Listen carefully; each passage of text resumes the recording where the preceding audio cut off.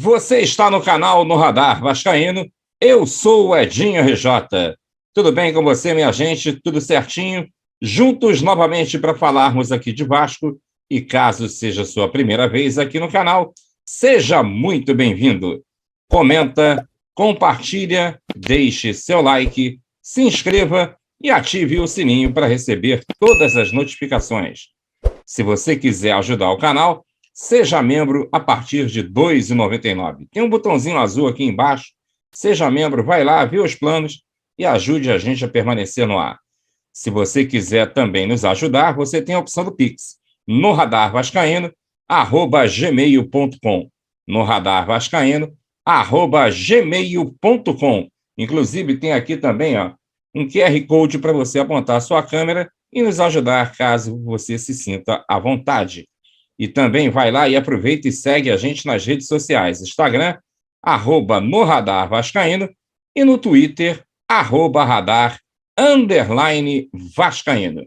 E vamos começar mais um giro de notícias no nosso Radar News.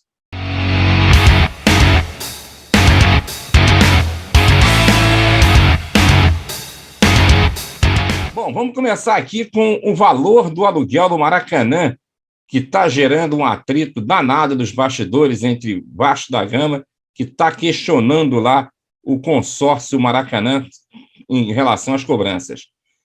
Meu amigo, simplesmente o Maracanã está querendo cobrar R$380 mil de taxas para o Vasco da Gama. Era 90 mil o aluguel e eles estão querendo passar para 250 mil. Vamos lá. Apesar dos 65 mil ingressos rapidamente vendidos para o jogo deste domingo contra o Cruzeiro, Vasco e Maracanã não falam a mesma língua nos bastidores. O clube está incomodado com o preço cobrado pela concessionária que administra o estádio e tenta reduzir o valor.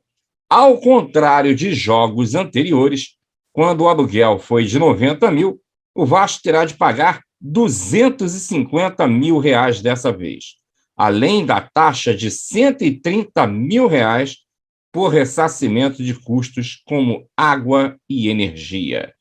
O valor causou estranheza e indignação, uma vez que Flamengo e Fluminense, dois dos atuais administradores, seguem pagando 90 mil por jogo.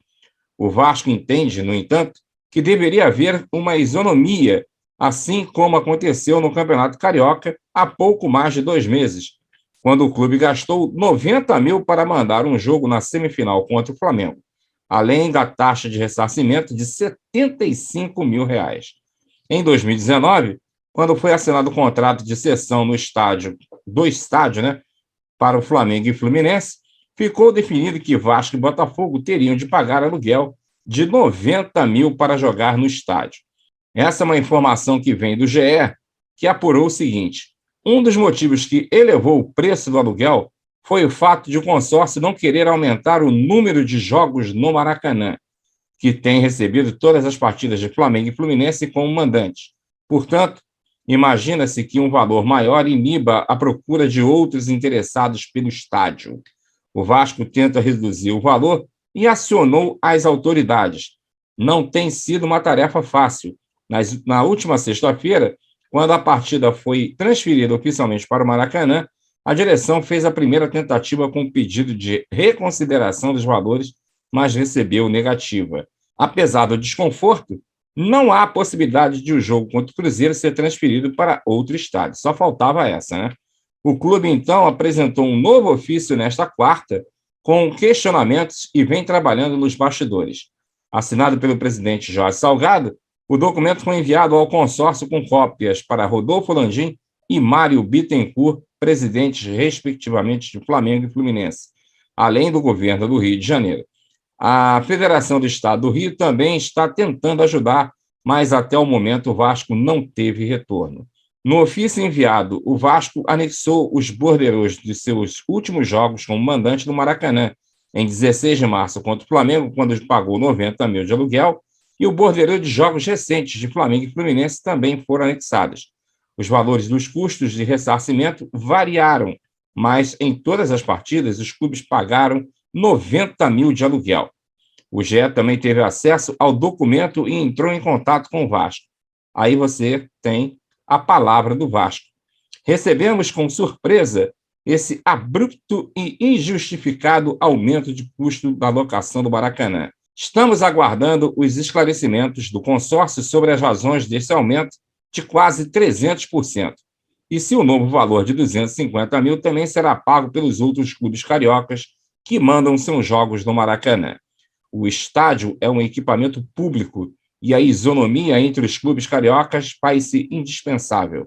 Não podemos ter diferença de tratamento no principal estádio do Rio de Janeiro, que foi construído com recursos públicos e pertence ao Estado, questionou o vice-presidente-geral do Vasco, Carlos Roberto Osório. Bem, essa questão do Maracanã está realmente estranha. O Vasco pediu, inclusive, aumento de carga e até agora, pelo menos no momento que eu estou gravando esse vídeo, não teve nenhum tipo de resposta. Se poderia ter a carga máxima no Maracanã.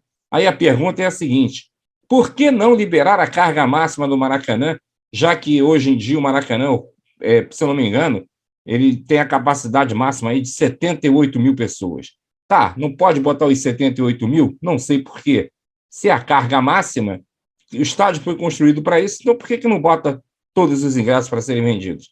Ou tem alguma coisa aí naquela teoria da conspiração, com medo de que a torcida do Vasco bata o recorde nacional com o time estando na Série B, que seria uma vergonha para os outros, não é mesmo? Bom, fica esse questionamento. Se você quiser, comenta para a gente daqui a pouco debater. Vai aí no comentário, coloca aí o que você acha dessa treta entre Vasco e o consórcio Maracanã com relação a isso aí que está acontecendo. Agora vou colocar aqui para você 2 destaques da entrevista coletiva ontem na Zona Mista, após a partida contra o Náutico, em que o Vasco venceu por 3-2. Uma é a fala do Figueiredo, falando em sonhar em jogar com o Maracanã cheio, e a outra do técnico Emílio Faro, quando ele respondeu que ele veio como auxiliar técnico permanente. Vamos lá. Com certeza é um sonho, né? Como sempre, a nossa torcida fazendo um excelente trabalho fora de campo. E com certeza a gente vai dar nosso máximo dentro de campo para sair com essa vitória. É um sonho de todo moleque, né? Tá vivendo isso. E acredito que vamos sair com essa vitória e vai dar tudo certo buscando essa liderança aí. Ou seja, eu fui contratado como auxiliar técnico permanente. E foi até uma própria indicação e o conhecimento que eu tinha do coordenador técnico Eduardo Húngaro, que avalizou, o Zé indicou, e eu entrei dentro disso. Eu fui chamado para ser auxiliar técnico permanente. E qual é a função do auxiliar técnico permanente? Municiar o treinador que está presente de todas as situações que ele solicitar e, em caso de uma não permanência, para uma saída do treinador, um cartão do co-treinador, está disponível para representar o Vasco da Gama na beira do campo. Então, hoje eu não fiz nada além do que a minha função na qual eu fui contratado. Tá aí. Então, depois dessas 2 respostas, eu gostaria muito que você comentasse o que você achou tanto da fala do Figueiredo como do técnico interino Emílio Faro em relação ao Figueiredo, o sonho dele, né, de toda criança que é jogar com o Maracanã lotado, e também do técnico interino dizendo que foi contratado para ser auxiliar técnico permanente. Você concorda?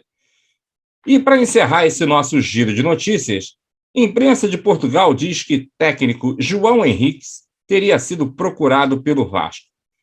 João Henriques, sem clube desde que deixou o Moreirense na primeira volta da Liga Biwin 2021/22, volta esta quarta-feira a ser associado a um clube brasileiro. Depois de já ter sido associado ao Internacional, o treinador português é agora apontado ao Vasco da Gama.